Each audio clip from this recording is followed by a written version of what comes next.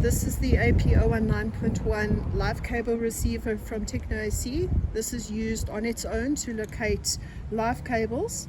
In this video we are just going to go through the buttons on the device and the menu settings in the device, as well as the screen on the root mode, which is the main operating mode in the device. So once we've powered on the device, you've got a screen with a couple of readings. Top left hand corner we've got a sine curve with a 50 Hertz. You will always use 50 Hertz in this mode without the transmitter box for live cables. If somebody changes that frequency, you will not get a response. On the right hand side we've got the sensitivity, 44 decibels, and the battery status. Bottom left is the graph mode and right bottom is the relative distance graph mode. In a separate video we will discuss how to use this root mode and the graph mode in one, and then a second video will be discussing how to use the relative distance graph mode. So first we're going to go through the menu settings. So the way the device works is you press the enter key and it pops up the menu buttons. If you don't do anything for 3 seconds, it goes back to the screen that the device was set into previous to that.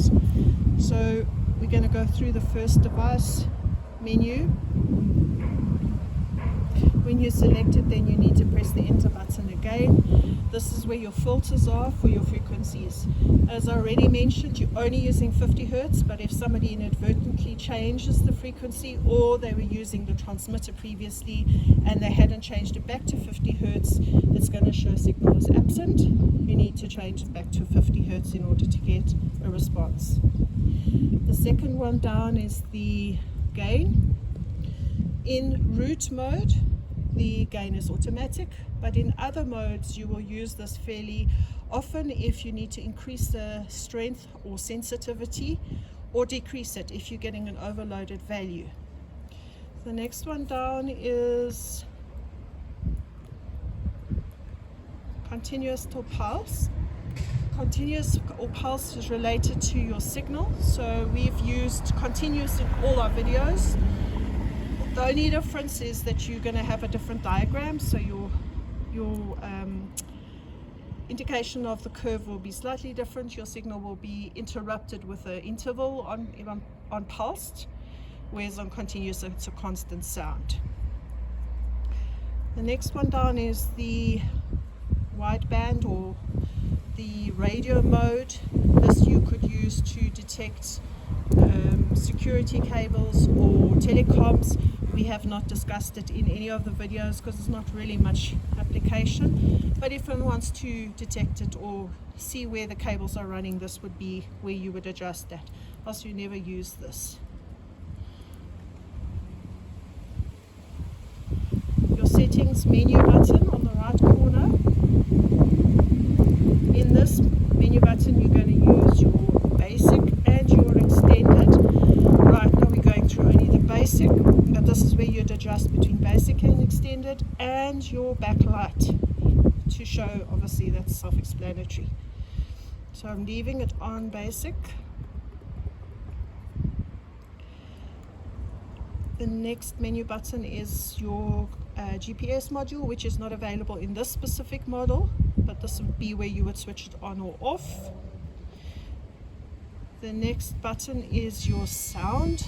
We turned it off in all the videos because it is a bit irritating, but it also would interfere with the recording background sounds, etc. So we switched it off. That's the client's preference.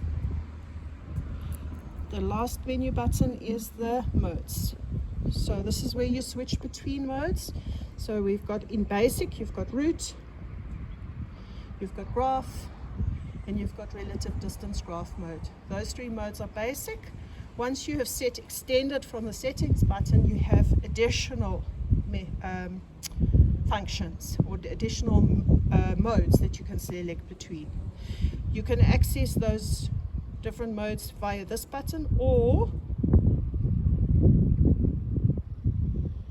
there are hotkeys.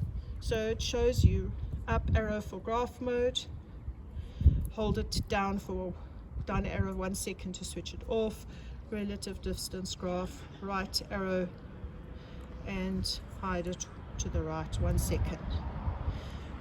That's the basic function of how the unit works, and then we'll go through, as I said, the root mode and the graph mode in a separate video.